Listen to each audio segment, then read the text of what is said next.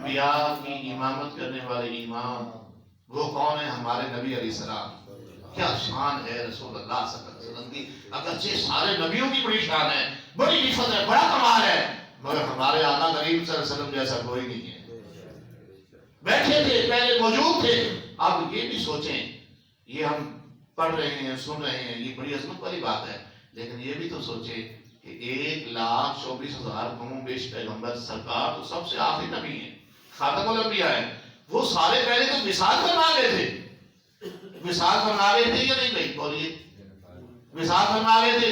تو پھر یہ مسجد اقصیٰ جو ہے، یہ سارے 1,24,000 کم بیش پیغمبر جو اس کے آئے ہوئے ہیں یہاں پہ نماز ادا کرنے کے لیے، جس دیش میں سرکار امام الانبیاء بنے، وہ پھر کون تھے؟ اگر بندہ مر کے مٹی ہو جاتا ہے تو وہ کون تھے؟ نماز کی انہوں نے ادا کی. تو پتا چلا کہ اللہ کے نبی مر کے مٹی نہیں ہوتے. سرکار علیہ السلام فرماتے ہیں ان اللہ حرم علی الارض ان تاکل اجساد الانبیاء ونبی اللہ حی یرزق. فرمایا اللہ کا ہر نبی زندہ ہوتا ہے، ہر نبی اللہ کا، ہر نبی اللہ کا، ہر نبی اللہ کا. اور فرمایا اللہ کی طرف سے اسے رزق بھی دیا جاتا ہے. یہ ہمارا عقیدہ ہے، یہ حدیث ہے، یہ ابن ماجہ شریف میں موجود ہے. ہمارے نبی پاک صلی اللہ علیہ وسلم کا فرمان ہے. لہذا آج کے یہ کیڑے مکوڑے جو مرضی کہتے رہے، یہ چونٹیاں سی جو مرضی کہتے رہے، بدعت شرک کے فتوے لگاتے رہے، ہم ان کی بات نہیں سنیں گے. ہم اپنے آقا کریم صلی اللہ علیہ وسلم کا فرمان سنیں گے. ہم نبی پاک صلی اللہ علیہ وسلم نے جو فرمایا وہ حق ہے، وہ سچ ہے، ہم وہی کریں گے. اللہ اکبر. تو بیت المقدس میں امام الانبیاء، آپ نے امامت انبیاء کی فرمائی مختصر. اس کے بعد آپ پہلے آسمان پہ گئے، دوسرے آسمان پہ گئے، تیسرے آسمان پہ گئے. پہلے انبیاء یہاں تھے، پھر آگے آسمانوں پہ کہیں ابراہیم علیہ السلام کسی آسمان پہ بیٹھے ہیں اور استقبال فرما رہے ہیں سرکار کا. کہیں جو ہے وہ حضرت موسیٰ علیہ السلام ہیں، کہیں حضرت عیسیٰ علیہ السلام ہیں، کہیں حضرت ادریس علیہ السلام ہیں، کہیں حضرت آدم علیہ السلام ہیں. سارے مختلف آسمانوں پہ آتے گئے سرکار چلتے گئے. ساتوں آسمانوں کی نبی پاک صلی اللہ علیہ وسلم نے سیر فرمائی. آپ پہنچ گئے سدرۃ المنتہا. سدرۃ المنتہا ساتوں آسمانوں کے اوپر ہے. سدرۃ المنتہا یہاں پہ جیسے ہمارا ہے نا کعبہ، جیسے ہم کعبۃ اللہ شریف کی منہ کر کے نماز پڑھتے ہیں، ایسے فرشتوں کا بھی قبلہ ہے جسے بیت المعمور کہا جاتا ہے. فرشتے اس کی طرف منہ کر کے عبادت کرتے ہیں، اللہ کرتے ہیں. جیسے ہم اس گھر کا طواف کرتے ہیں، اس طرح وہاں بھی طواف ہو رہا ہوتا ہے. پہنچتے سرکار وہاں تشریف لے گئے. جب وہاں تشریف لے گئے تو وہاں پہ فرشتوں نے نبی پاک صلی اللہ علیہ وسلم کے پیچھے نماز ادا فرمائی. ہاں امامت فرشتوں کی ملی.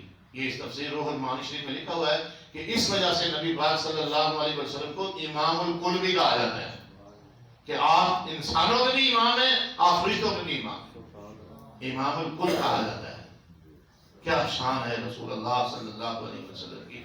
صرف انسان ہی مقتدی نہیں، اللہ نے فرشتوں کو بھی مقتدی بنایا ہے. اللہ اکبر. اس کے بعد پھر آگے اللہ کے دربار میں حاضری.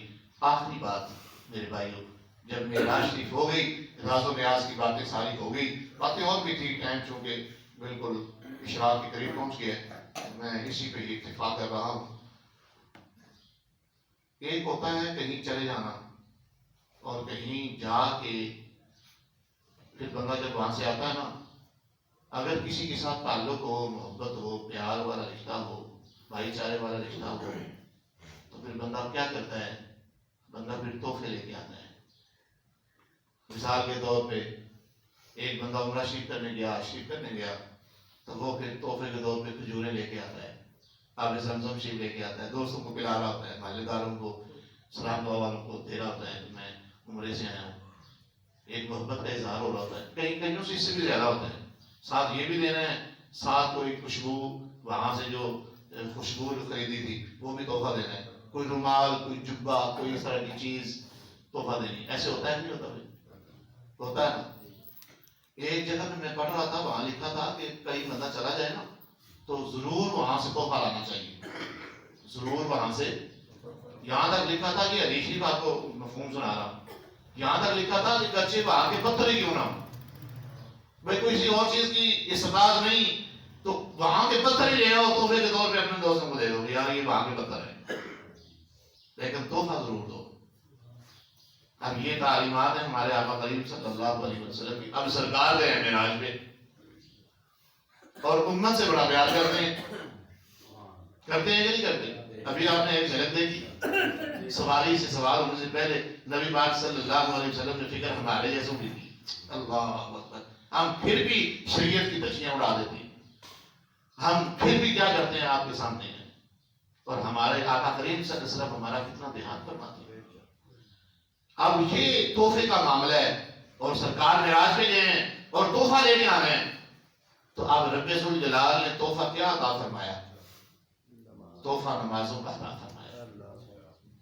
یہ تحفہ ہے، اور جو بندہ نہیں نمازیں ادا کر رہا وہ یوں سمجھ لو وہ اس تحفے کی بے قدری کر رہا ہے، اسے قدر ہی نہیں ہے کہ تحفہ بھیجنے والا کون ہے، تحفہ لانے والا کون ہے، اسے پتہ ہی نہیں ہے. اور تحفہ بھیجنے والا کون ہے بھائی؟ اللہ کی بارگاہ سے ہے. تحفہ بھیجنے والا اللہ اور تحفہ لانے والے نبی پاک صلی اللہ علیہ وسلم کی ذات مبارکہ.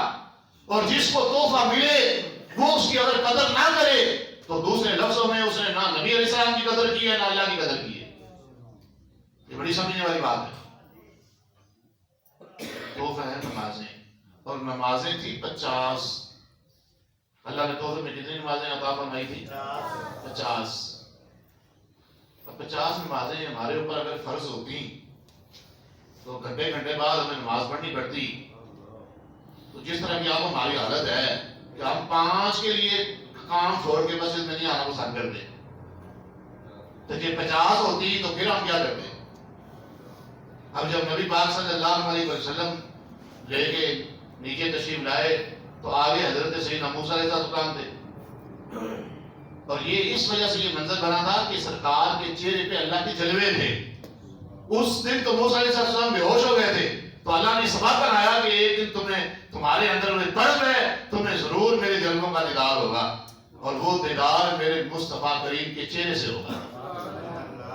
اب یہ بہانہ تھا ان کو اپنا دیدار کرانے کا کہ سرکار صلی اللہ علیہ وسلم اللہ کے دربار میں حاضر ہوتے، اور جب آپ کے پاس پہنچے تو آپ کہتے کہ نمازیں زیادہ ہیں، ان میں تھوڑی سی تخفیف کروا لیں. آپ واپس تشریف لے جاتے، اللہ کی پھر تجلیات بڑھتی چہرے پہ، آپ پھر واپس آ جاتے. وہ ان تجلیوں کی زیارت کرنے کے بعد پھر عرض کرتے کہ اور کم کروا لیں. اصل میں تو وہ اپنا گوڑا برا کر رہے تھے نا، اپنے دیدار اللہ کے جلووں کا جو دیدار چہرے سے مل رہا تھا وہ تھا.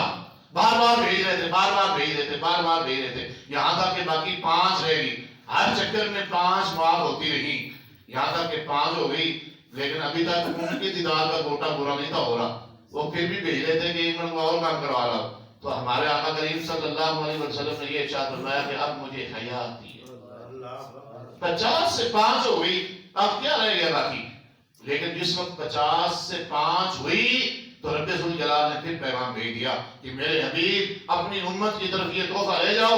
ہم نے چونکہ 50 دی تھی، جو تمہارا امتی اہتمام کے ساتھ ساری شہر کو پورا کرتے ہوئے صحیح وضو کرتے ہوئے 5 پڑھے گا خوشی و خضوع کے ساتھ، میں رب اسے پورے 50 کا ثواب عطا فرماؤں. میری طرف سے 50 ہی ہیں، ثواب 50 کا ملے گا. یہ تخفیف کر دی گئی، پڑھے گا 5 مگر رب ذوالجلال ثواب 50 کا ہی عطا فرمائے. یہ میرے بھائیوں ہمارے لیے سرکار صلی اللہ علیہ وسلم تحفہ لے کے آئے. بھائی قدر کرو گے نا انداز تحفے، اس تحفے کے لیے اپنے دوستوں کو سمجھاؤ گے نا، اپنے گھر میں یہ پیغام دو گے نا کہ یہ تحفہ ہے، اس کی قدر کرو. انشاءاللہ تعالیٰ اس کی قدر کرنے سے گھر میں بھی برکت آئے گی، روزی میں بھی برکت آئے گی، اور پھر قبر بھی بہتر ہوگی، حشر بھی بہتر ہوگا. اللہ تعالیٰ ہم سب کو شریعت مطالعہ پہ عمل کی توفیق عطا فرمائے. معراج کے موقع پر یہ جو پیغام ہے ابھی ہم نے پڑھا سنا ہے، اللہ اس پہ عمل کرنے کی توفیق عطا فرمائے. اللہ ہمارے سینوں کو سرکار علیہ السلام کی اور محبت عطا فرمائے، اور اللہ تعالیٰ اس پہ ثابت قدمی عطا فرمائے، اور اللہ تعالیٰ ان عقائد و نظریات کی ہمیں حفاظت کی توفیق عطا فرمائے. جن دوستوں نے رات کو بھی اہتمام کیا گیا ہے مغرب سے عشاء تک. یہ بیان اس وجہ سے کیا ہے کہ پھر اس وقت زیادہ لیٹ ہو جاتی ہے. تو اب ان شاء اللہ تعالیٰ مغرب سے لے کے عشاء تک نعت خوانی ہوگی, ختم شریف ہوگا, اور عشاء کے ٹائم ان شاء اللہ تعالیٰ دعا ہو جائے گی. یا تو عشاء کی نماز سے پہلے ہو جائے گی, دیکھ لیں گے حساب سے, نعتوں کے حساب سے, یا پھر یہ ہے کہ نماز پڑھتے ہی فرض پڑھتے ہی دعا ہو جائے گی. تو ان شاء اللہ تعالیٰ خوشی کا موقع ہے. اور پھر یہ ہمارے محترم اکرم صاحب ہیں بیکری والے, انہوں نے مجھے بتلایا کہ ایک 5 کلو کی ٹوکری جو ہے وہ یہ بند کر دیں, وہ مٹھائی کے لیے بھیجیں گے.